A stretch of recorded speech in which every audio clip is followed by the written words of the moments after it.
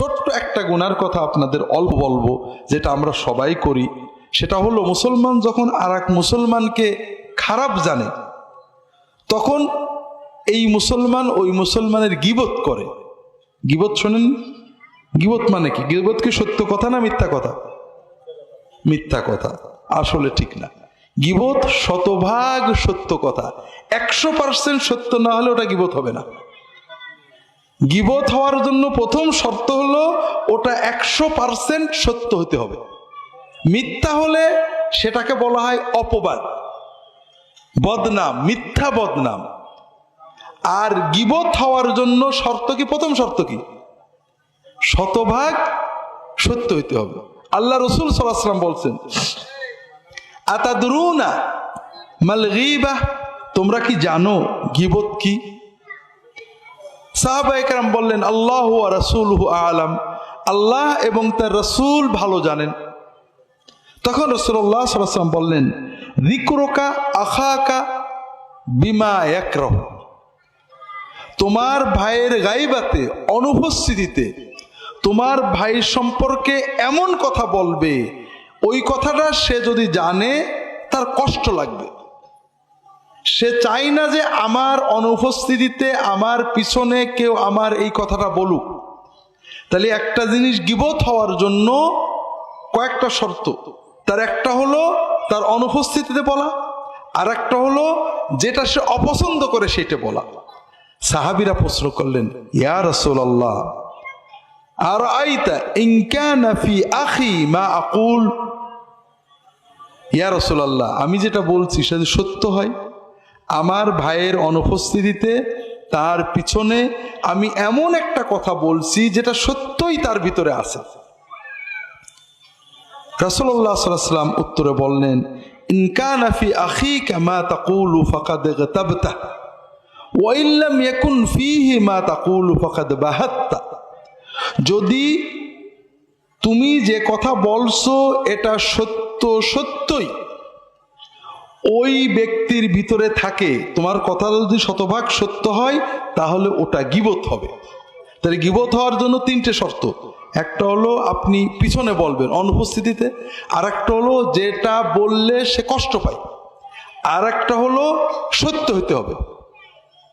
যদি মিথ্যা হয়, আল্লাহ রাসূল সাল্লাল্লাহু আলাইহি ওয়াসাল্লাম বলছেন, ওয়া ইল্লাম ইয়াকুন ফীহি মা তাকুলু ফাকাদ বাহাত্তা, যদি তুমি যে কথাটা বললে ওই কথাটা তার ভিতরে না থাকে, মিথ্যা হয়, তাহলে এটা অন্য একটা গুনাহ, সেটার নাম হলো অপবাদ। অপবাদের শাস্তি কি? অপবাদ হলো মহা কবিরা গুনাহ। মদ খাওয়া, শুয়োর খাওয়া, এগুলো যেমন কবিরা গুনাহ, গীবত, অপবাদ এইরকম কবিরা গুনাহ, তবে একটু বেশি। আপনি নগদ টাকা দিয়ে, নিজের হালাল টাকা দিয়ে 2 কেজি মদ কিনে খেয়েছেন, এটা গুনাহ হবে। তবে এখানে কোনো বান্দার হক নষ্ট হয়নি। আপনি যখনই তওবা করবেন, অর্থাৎ আপনি বলবেন যে আল্লাহ মাফ করে দাও, আর করব না, তখনই আল্লাহ মাফ করে দেবে। কিন্তু আপনি গীবত করেছেন, অপবাদ করেছেন, অথবা যে কোনোভাবে অন্য মানুষের হক নষ্ট করেছেন, আল্লাহর কাছে তওবা করেছেন, আল্লাহ আমি অন্যায়কে মাফ করো, আর করব না, এটাতে 16 আনা মাফ হবে না। ওই যার ক্ষতি করেছেন তার কাছে মাপ নেওয়া লাগবে। আর এজন্যই আল্লাহ রাসূল সাল্লাল্লাহু আলাইহি ওয়াসাল্লাম বলছেন, মান ক্বালা ফি মুমিনিন মা লাইসা ফীহি আসকানাহুল্লাহু রাদগাতাল খাবালি হাত্তা ইয়াতিয়া বিমাখরাজিম মিনহু, যদি কোনো মানুষ অন্য কোনো মুমিন ভাইয়ের ব্যাপারে এমন কথা বলে যেটা সত্য না, এরকম কথা কিন্তু আমরা সারা দিনই বলি, অমুক লোকটা এই দোষ আছে। আমরা যারা দিনদার, দিনী দল করি, তারা কি বলি? অমুক ইহুদিদের দালাল, অমুক খ্রিস্টানদের দালাল, অমুক অমুকের দালাল, অমুক অমুকের টাকা খেয়েছে, অমুক এই নিয়েতে এই করেছে। এগুলো বলি না? বলি না ভাই? বলি। আপনাকে যদি বলা হয় যে ঠিক আছে, তুমি আল্লাহর কসম করে বলো যে অমুক ইহুদিদের দালাল যদি না হয়, আমার কথা মিথ্যা হয়, তাহলে আমার বউ 3 তালাক, আমার ছেলে পেলে এক্ষুনি মরে যাক, বলতে পারবেন?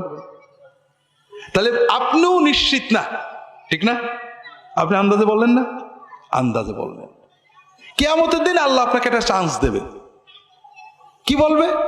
যে বান্দা, তুমি দুনিয়াতে আমার অমুক বান্দার ব্যাপারে এই কথাটা বলেছিলে সে ইহুদিদের দালাল, খ্রিস্টানদের দালাল, সে গোপনে অমুকের টাকা খায়, সে অমুক কাজ করে, সে এই নিয়েতে এটা করে। এই যে কথাটা বলেছিলে এটা ডকুমেন্ট আমাকে দাও, দলিল দিবা। আসকানাহুল্লাহু রাদগাতাল খাবালি হাত্তা ইয়াতিয়া বিমাখরাজি মিনহু। যতক্ষণ তুমি দলিল না দিতে পারবে ততক্ষণ আল্লাহ তাআলা ওই বান্দাকে, ওই যে ব্যক্তি অপবাদ করেছিল, মুমিনের নামে মিথ্যাচার করেছিল, আন্দাজে অপবাদ দিয়েছিল, ভিত্তিহীন অপবাদ দিয়েছিল, ওই লোকটাকে জাহান্নামীদের রক্ত, পুজ, পেশাব, পায়খানা যেখানে থাকে ওর ভিতরে তার অবস্থান দিয়ে বলবেন, তুমি যতদিন ডকুমেন্ট না দিতে পারো এখানে থাকো। নাউজুবিল্লাহ বলেন না। এইরকম গুনাহ আমরা করি না, কোনো লাভ আছে ভাই? 2 টাকা লাভ আছে বলেন তো? 2 টাকাও লাভ না ভাই। একটা ভেজাল দিয়ে, ওজনে কম দিয়ে 10 টাকা লাভ করেছেন, দোজকে 10 দিন পড়লেও তো মনের সান্ত্বনা হবে, বাড়িতে বিরিয়ানি খাইছিলাম। এই মিথ্যা অপবাদ দিয়ে কি পাচ্ছি আমরা? এক দল আর এক দলের বিরুদ্ধে, এক মুমিন আর এক মুমিনের বিরুদ্ধে।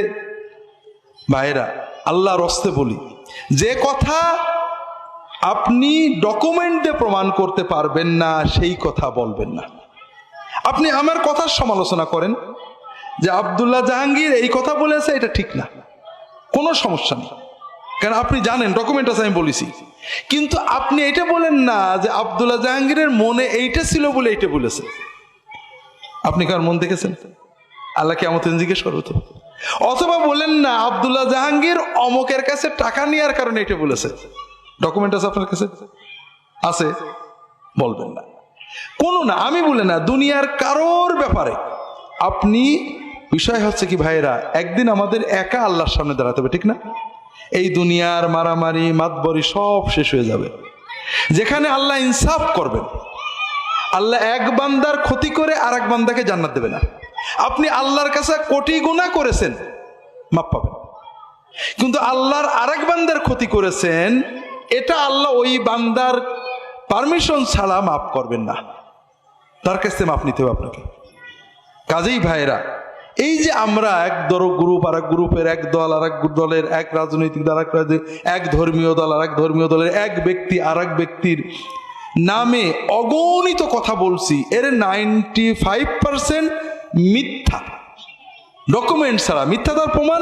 আপনাকে যদি বলা হয় যে কসম করে বলেন যে এইটা যদি মিথ্যা হয় আমার বউ তালাক, বলবেন না আপনি। এইটা যদি মিথ্যা হয় কালকের ভিতরে আমার ছেলে মরে যাক, আপনি বলবেন না।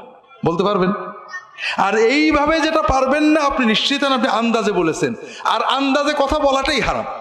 আল্লাহ কোরআনে নিজে এটা বলে দিয়েছেন, ইয়া আইয়ুহাল্লাযীনা আমানু ইজতানিবু কাসীরাম মিনায-যন্ন, হে মানুষেরা তোমরা অধিকাংশ সন্দেহ বাতিল করো, বর্জন করো।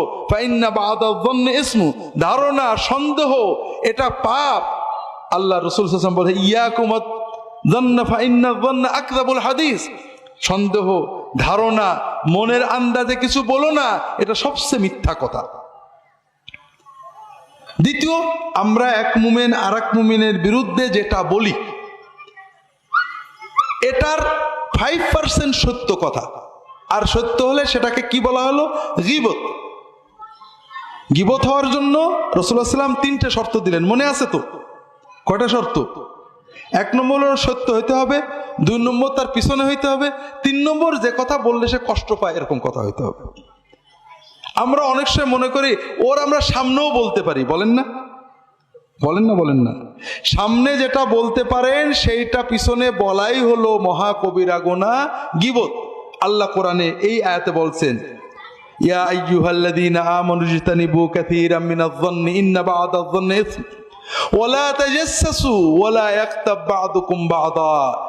তোমরা একে অপরের দোষ খুঁজে বেড়ায়ো না, আর দোষ খোঁজা ছাড়াও যদি কোনো গোপন দোষ জানো, কেউ কারোর পিছনে গীবত করো না। আইয়ুহিব্বু আহাদুকুম আইয়াকুলা লাহমা আখিহি মাইতাম ফাকারিহতুমু, তোমরা কি চাও তোমার মরা ভাইয়ের গোশতটা খাও? চান নাকি? ভাই মরা গেছে, 1-1.5 মণ গোশত আছে, কবরে দিলে তো পোকাই খাবে, লস হবে, কাজে ফ্রিজে রেখে দিই, কেটে কেটে রান্না করে খাবো, এরকম চিন্তা মনে আসে নাকি? যদি মনে কেউ বলে তাহলে কি ঘৃণা আসে না লোভ আসে? ঠিক গীবতের পরে এরকম ঘৃণা আসলে তখন বুঝবেন যে আপনি মুমিন হয়েছেন, ওলি হয়েছেন, যার জবান আল্লাহর হুকুমে চলে।